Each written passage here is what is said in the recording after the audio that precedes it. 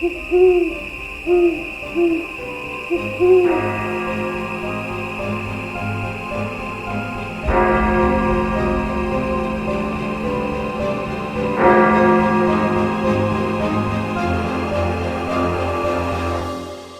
12 past 3.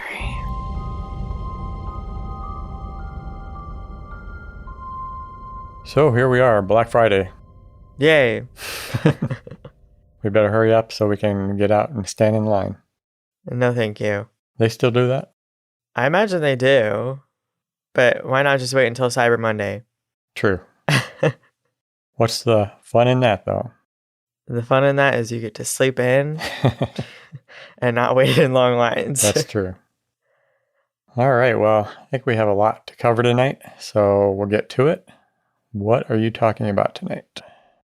I am talking about a man who was featured on America's Most Wanted for murdering his entire family. Oh. And that man's name is John List. John List. List? List. Okay. My S's and T's are very hard for me to... L-I-S-T. Yes. Okay.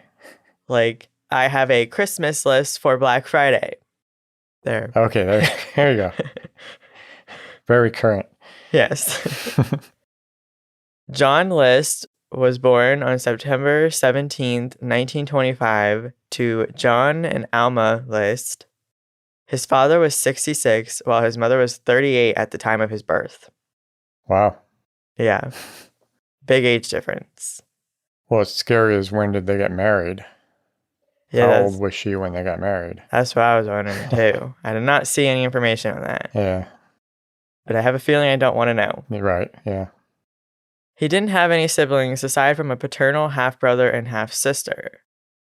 In 1944, at the age of 85, John's father passed away. A year before his father's passing, John had graduated from Bay City Central High School. He was never popular in school, but did have a handful of friends. People just said that he was always just in the background of things. Well, that's sad. Yeah. But I know the feeling. Oh my God. Before killing his mother, wife, and 3 teenage children, John List seemed to have been the perfect son, husband, and father. He was an accountant at a nearby bank and lived in a 19-room mansion that included a ballroom and a marble fireplace. Jeez. Yeah. Very nice life. Yeah. The family attended church every Sunday as devout Lutherans, and John even taught Sunday school. In 1971, John had lost his job at the bank, and he couldn't even bear to tell his family about the loss of income. He spent his days at the train station reading the newspaper and secretly taking money from his mother's bank accounts in order to pay the mortgage. Wonder what the mortgage on a 19-room mansion with a ballroom is. Yeah, I don't want to know. Well, in 1971, too. Yeah. On November 9th, 1971, John used a 9mm semi-automatic handgun and a .22 caliber revolver to shoot and kill his 46-year-old wife, Helen, 84-year-old mother, Alma, 16-year-old daughter, Patricia, 13-year-old son, Frederick, and 15-year-old son, John Jr., inside their Westfield, New Jersey, Victorian mansion, also known as Breeze Knoll. Jeez. His wife, Helen, was first after John had sent the children off to school, and then he shot her in the kitchen while she sipped on her morning coffee. That's disturbing. Yes. He then went up to the 3rd floor and murdered his mother in her bed. He killed his 16-year-old daughter, Patricia, and 13-year-old son, Frederick, when they had both came home from school. Then he made himself a sandwich for lunch, drove to the bank to close his wife's and mother's accounts, canceled mail and milk deliveries, and notified the schools that the kids would be absent for some time. After completing those tasks, he went to cheer on his only surviving son, 15-year-old John Jr., at his high school soccer game. What? Yeah, pretty messed up. How messed up is that? And of course, once the game ended, he drove his son home and shot him in the chest. Jesus. I just think it's really weird that he acted like it was normal to go to the soccer game even. Yeah, I was thinking that he just lost it after losing his job, and for whatever reason he went mental and decided to kill his family. Yeah. And then I was assuming maybe himself, but this is beyond that. Yeah. Pretty crazy. He left his mother's body in the attic apartment and placed his wife's and kids' bodies on sleeping bags in the ballroom. The bodies weren't discovered until December 7th.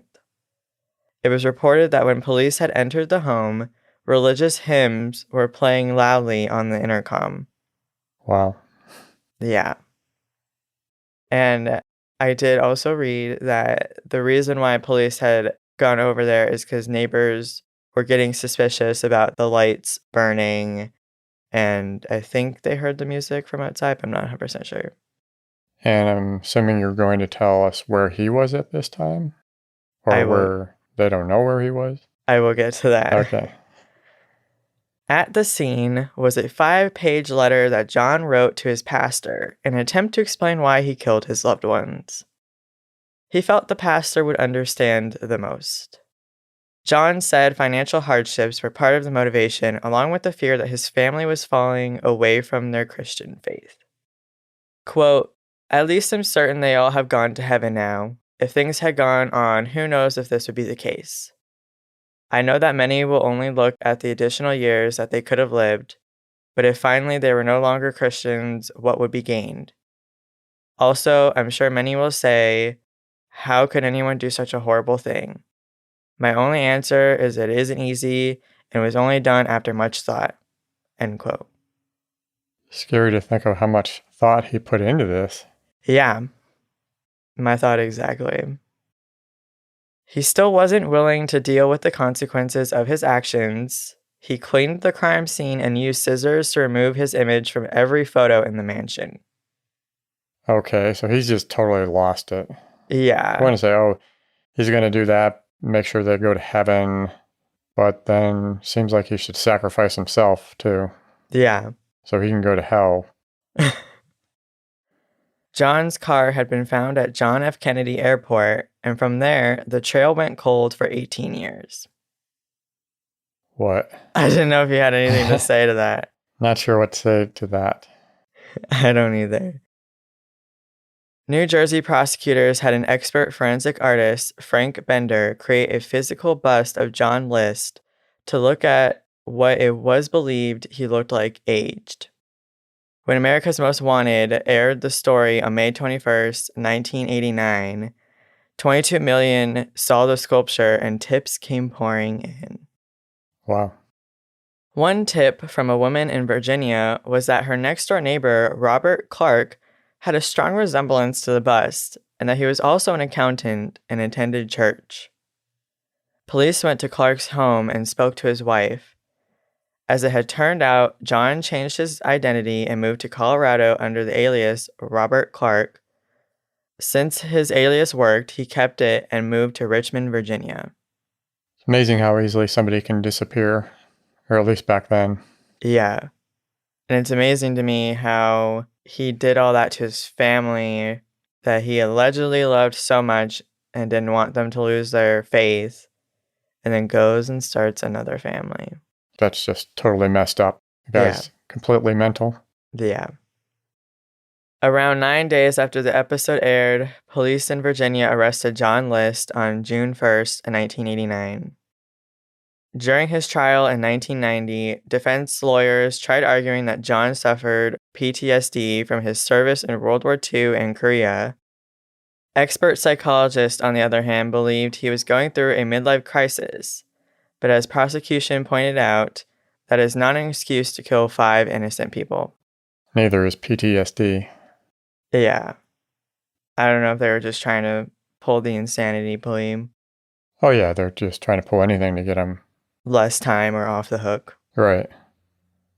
The jury found John guilty, and he was sentenced to 5 life terms in a New Jersey prison.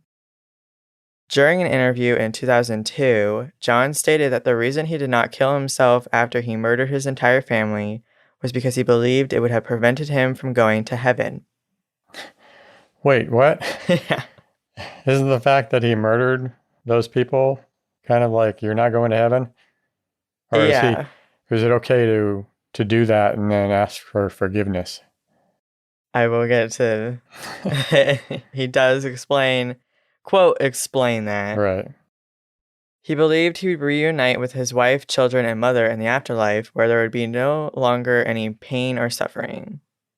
He said, quote, hopefully they would go to heaven, and then maybe I would have a chance later, confess my sins to God, and get forgiveness, end quote. Well, that just opens up the door for anybody to do anything they want and ask for forgiveness. Yep. I wonder how a priest would react if someone went in to confession and said, hey, I murdered my entire family. I would like forgiveness. Because they can't, I don't really know how that works, but they don't report it to the police, right? Isn't it like in their beliefs that they can't do that? As far as I recall, yeah, they just have to. Gosh. Then do they go to hell for not reporting it? Like, who do they confess to? Messed up system. Yeah. At the age of 82, John List died in prison in 2008 due to complications from pneumonia. Eerily enough, the date was March 21st, 2008, which happened to be Good Friday. Well, that's weird. Yeah. Of course, when people were interviewed about John, they all said how they couldn't believe he was capable of that, and he was a quiet, nice guy. How it always seems to be about people like this. Yeah, the quiet, nice guys are always the ones. Yep. Well, don't people call you quiet, nice guy? Hey, right. No, but it is true.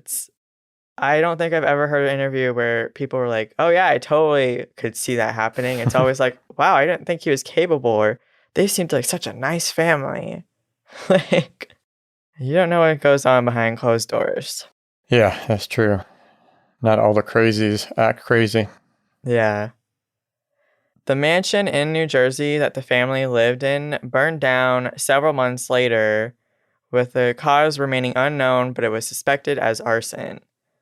A new house was built on the property years later.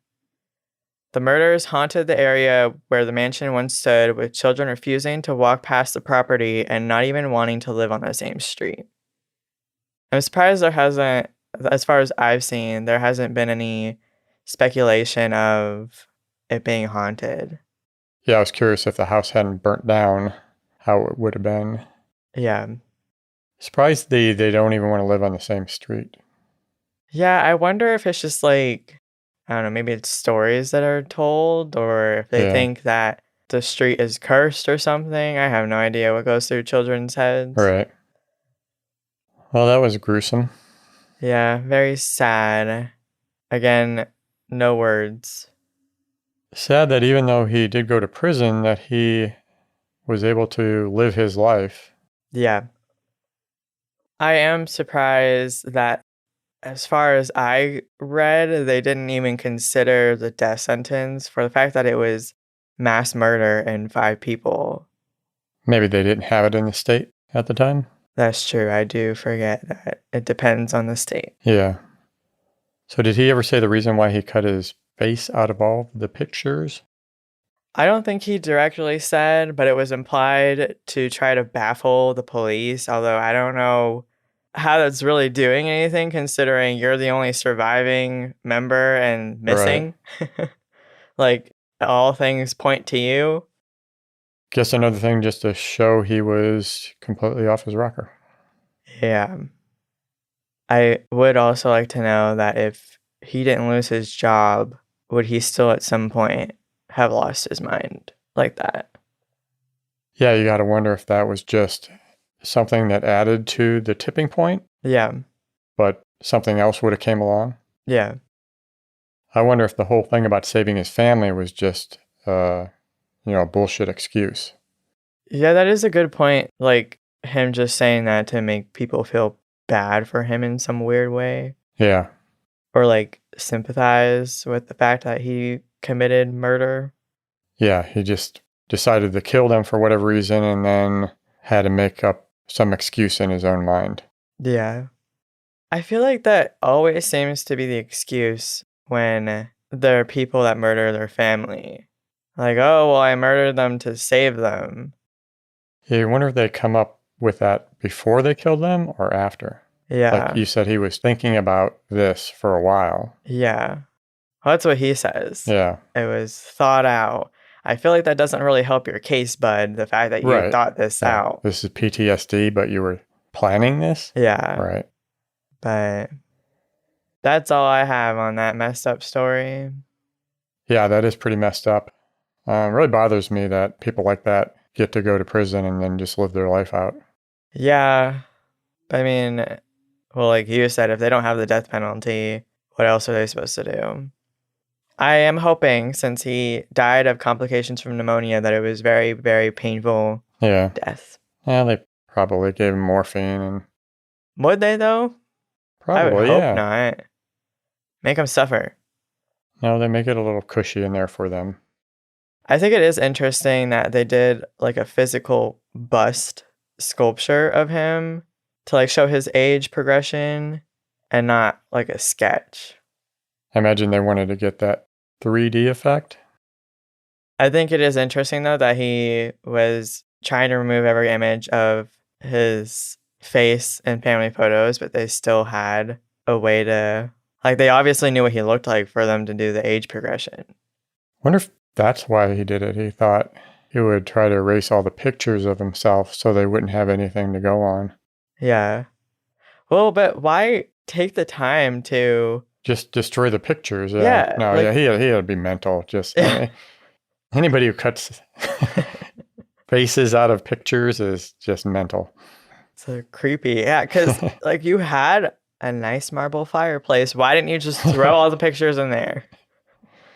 Yeah. And I want to know what he did with the clippings. Like, did he take it with him?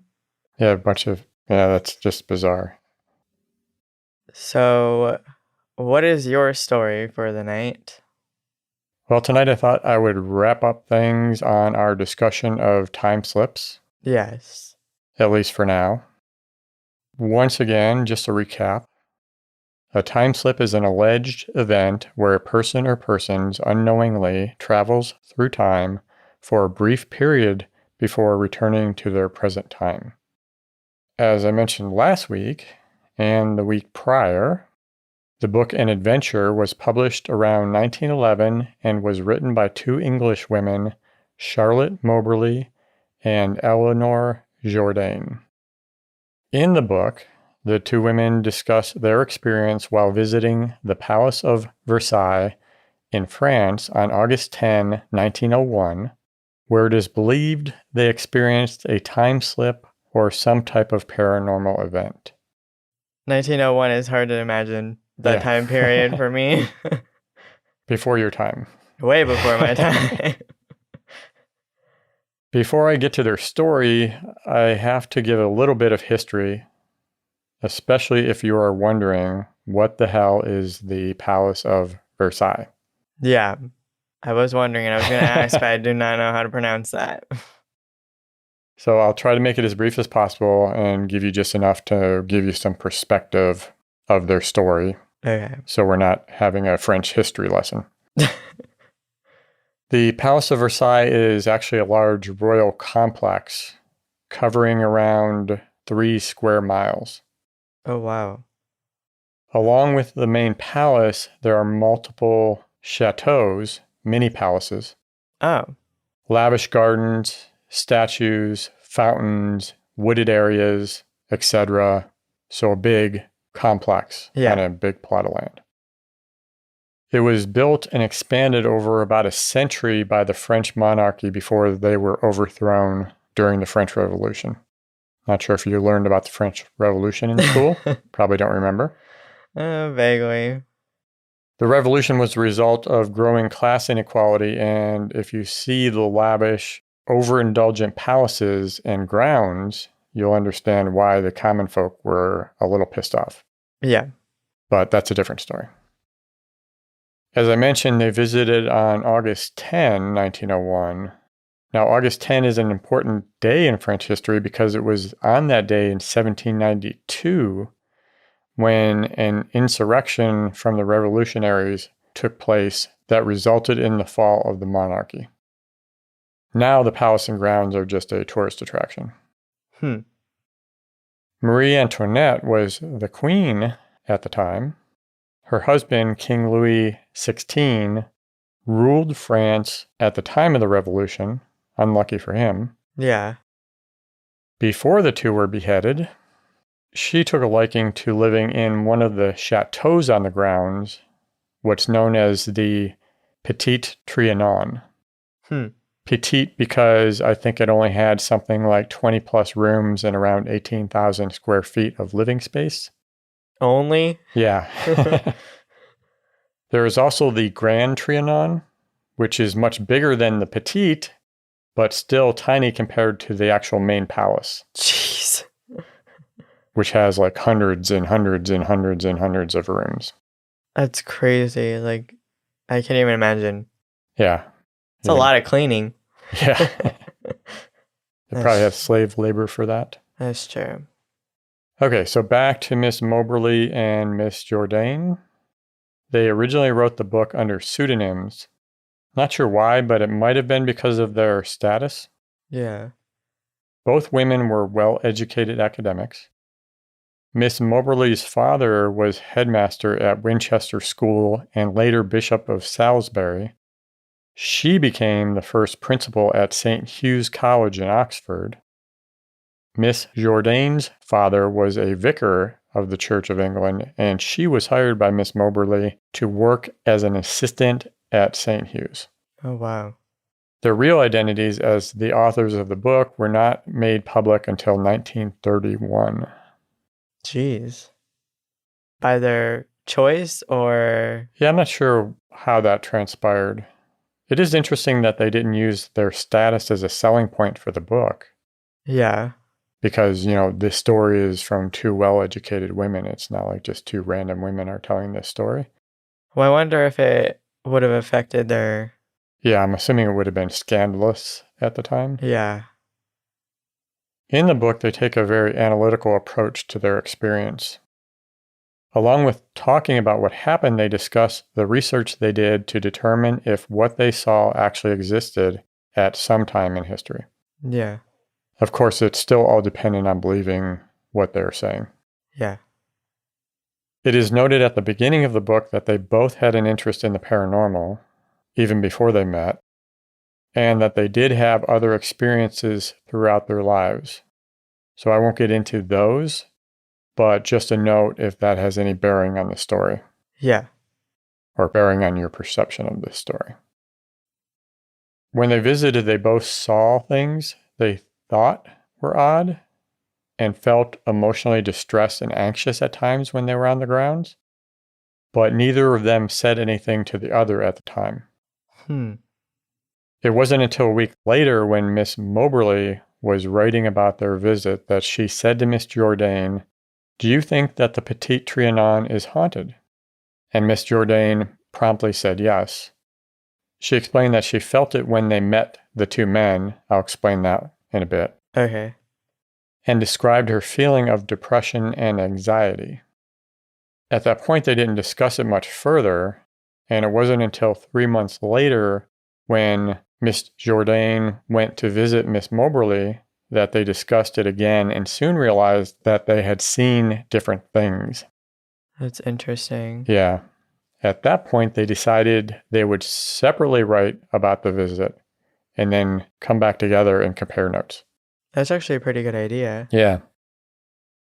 In the book, they share their separate accounts of the visit, but I will discuss them together and point out some of the differences that they were each unaware of at the time. Okay. It is a very detailed story, so I'm going to just pick out some of the highlights, but I am going to kind of step through their visit, so hopefully I don't go overboard and get too boring. No. On that day in 1901, the two women visited the main palace, but weren't impressed. So they decided to walk through the gardens and go see the Petit Trianon. As I mentioned, the grounds are extensive and not easily navigated. Yeah. These days, there are probably a lot of signs for direction, but I'm guessing not the case back then. Yeah. I would hope that they have made signs by now, unless they find it interesting that people are getting lost. Yeah. They did both make a point to mention their knowledge of French history was lacking and only as extensive as what they remembered from school. As you can imagine, many people tried to discredit their story. And one of the arguments was that the two women made it up based on their knowledge of the history. But they both insisted that their expertise came afterwards during their investigation. So not really sure of the way they were going as they walked the grounds, they did eventually come upon the Grand Trianon. And unbeknownst to them, if they would have followed a grassy drive along the Grand, it would have led them right to the Petite. Oh. But instead, they crossed the drive and went up a lane. At this point, Miss Moberly saw a woman shaking a white cloth out of a window in a building on the corner of the path. She was surprised that Miss Jourdain had not called out to the woman asking for directions, but supposed Miss Jourdain must have known where she was going. Later, she found out that Miss Jourdain never saw the woman. Oh, that's gotta be so weird. Yeah. I'm not sure if that would be too unusual, but I guess because of they were both right there, the woman's, shaking this cloth, Yeah. sheet or whatever, shaking it out or whatever, figuring how could she not have seen that? Well, why didn't she ask for directions? Yeah, I thought the same thing when I was reading that, but it's like she's waiting for the other to make all of the decisions. Yeah. So, which is funny because she was Miss Jourdain's boss. Maybe that's what an assistant does. I don't know. I wouldn't depend on that. They came to a three-way split in the path, and seeing two men in the path directly ahead, they decided to go that way and ask for directions. They thought the men were gardeners because of some nearby equipment, but said they appeared to be dignified men and were dressed in long grayish-green coats and wore small three-cornered hats. The men gave them directions to continue up the path they were on. Yeah. Miss Moberly described having a feeling of great depression come over her at this time, which she could not shake. Somewhere along the path, Miss Jourdain saw what she described as a solidly built cottage with stone steps up to the door. A woman and a girl were standing in the doorway, and she thought the way they were dressed was unusual. The woman atop the steps seemed to be passing a jug down to the girl.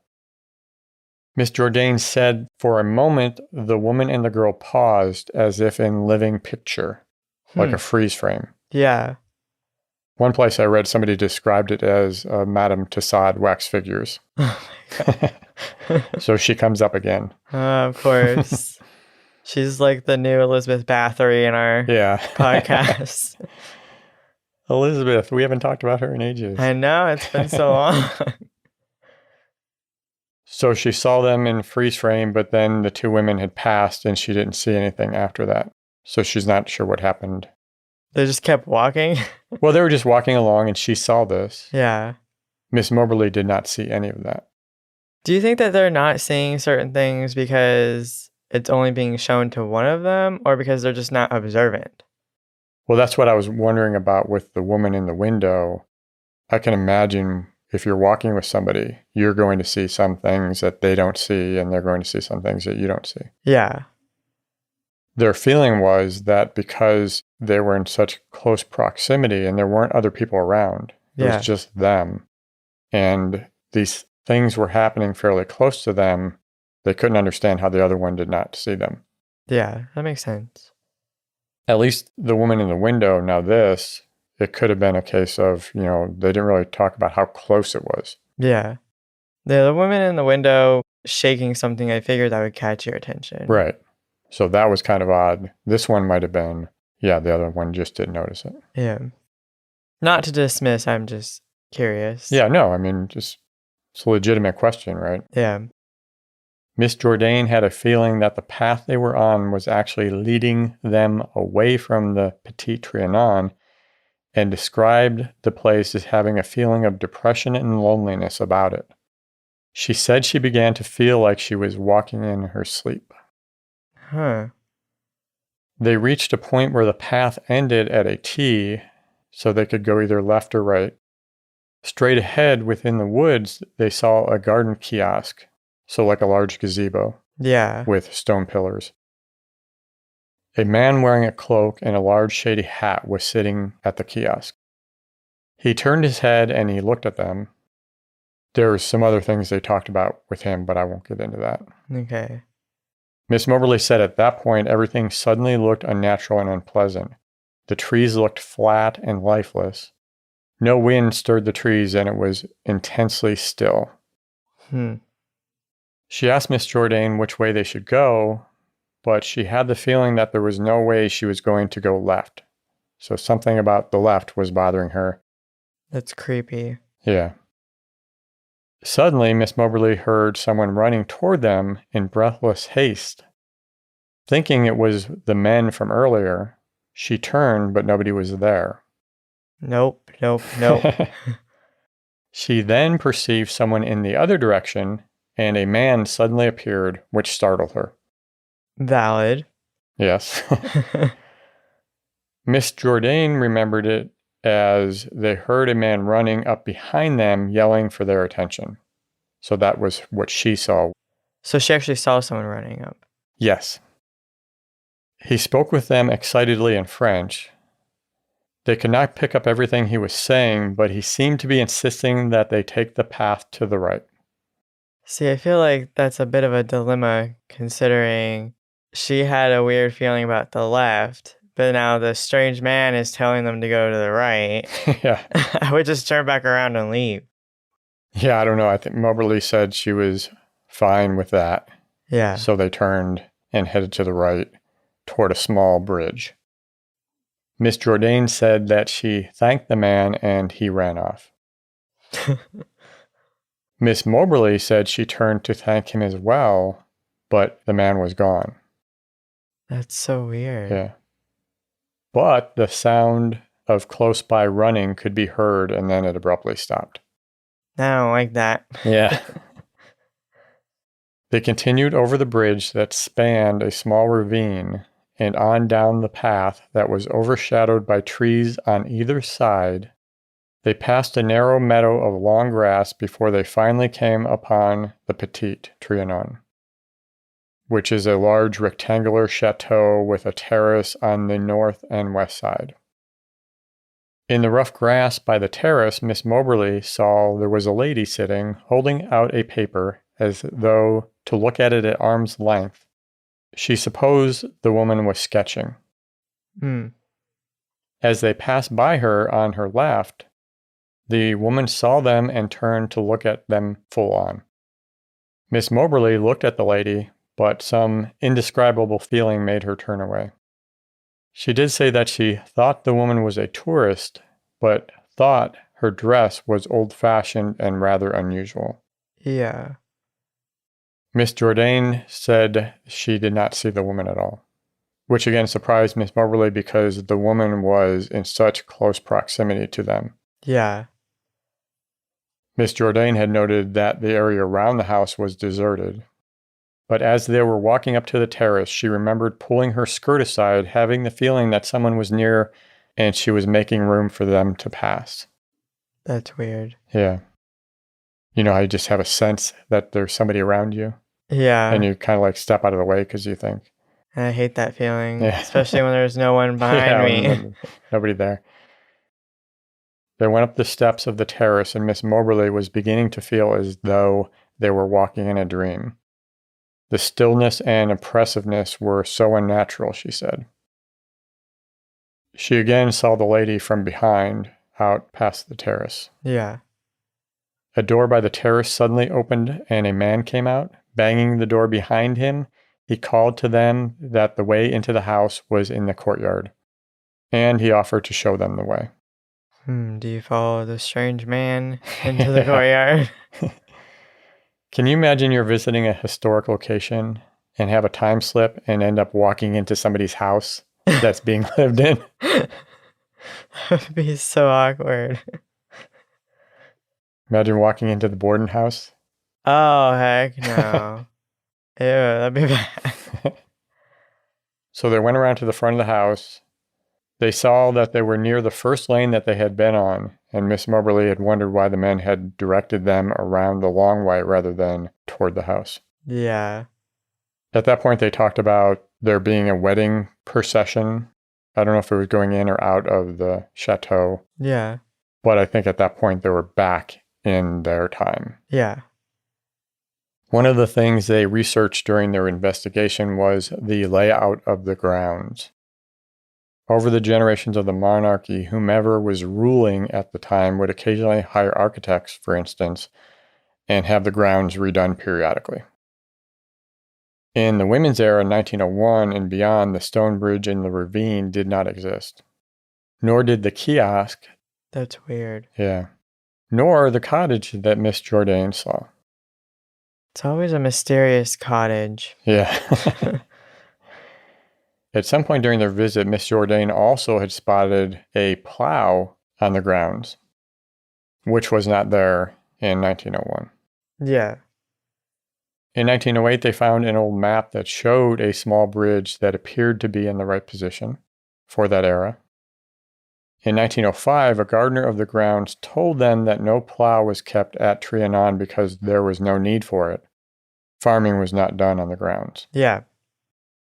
In 1908, another gardener told them that the plow, like the type she described, which was believed to be used pre-revolution, was not likely to be seen anywhere in France at that time in the early 1900s. That's so weird. The women said they found information about a plow that was used during the reign of King Louis XVI's predecessor and preserved on the grounds before being sold off with all of the king's property after his execution. And they found an old map of 1783 that showed plowed land on the grounds. So there was farming being done during that era. That's so weird. In 1904, Miss Jourdain found a picture resembling the type of cottage she had seen. And in 1908, her and a friend had found a cottage fitting the description on the grounds, but it was not in the right place where she had seen it in 1901. But I guess that would show that that type of cottage could have existed somewhere else on the grounds if there was multiple of them. Yeah. Miss Moberly looked around and found numerous pictures, I imagine paintings, of Queen Marie Antoinette. And it was in 1902 when she found one that she felt most resembled the face of the woman she had seen that day sketching near the terrace. Jeez. In regards to the men they saw, in 1904, they were told by persons at Versailles that they could not have seen uniforms in the gray-green they had described unless they were worn by masqueraders because those colors were not used for any uniforms. Yeah. The two women did do research on whether anyone was filming or taking photos at the location that August, or if there were any events that might have had people in period dress. Yeah. But they were told no permissions were given for filming or events at that time. There was some photography done the month prior and after August, but the photographers allowed them to review the photographs and insisted none of them matched the attire they saw that day. That's so strange. And I just recalled reading something about Miss Moberly determining that the man in the kiosk looked like a close acquaintance of Antoinette's. I believe she saw him in a painting with her, but I don't recall the details on that. But that's it. That's all I got. That sounds crazy. Yeah, it's an interesting story. Yeah. I had never heard it before. I haven't heard it before either. I am curious as you're talking about it because you said they both had experiences. I wonder if there's ever been an instance where there are two people and only one of them has a time slip. Like, I know that's not, like, relevant to this story, Well, it kind of is. I mean, but it is interesting because if one person did, would then the one person disappear? Oh, that's a good question. Or would they both just be seeing the same thing in different periods? Kind of like the bookstore. Yeah. But in that case, it snapped back for both of them at the same time. I don't know. That's really interesting. Yeah, but other people were probably in the bookstore at the time. They probably thought they were crazy. Yeah. Yeah, weird topic. Time travel is always a slippery slope. I guess that's why they call it time slips. Oh my gosh. That's it? Got anything else? I don't think so. Go get in line for Black Friday? No, I'm going back to bed. Okay. Thank you very much for joining us. Make sure to visit next week for more weird and creepy stories. Don't forget to follow us on Twitter and Instagram at 12past3 or email us at podcast@12past3.com. Good night. Good night.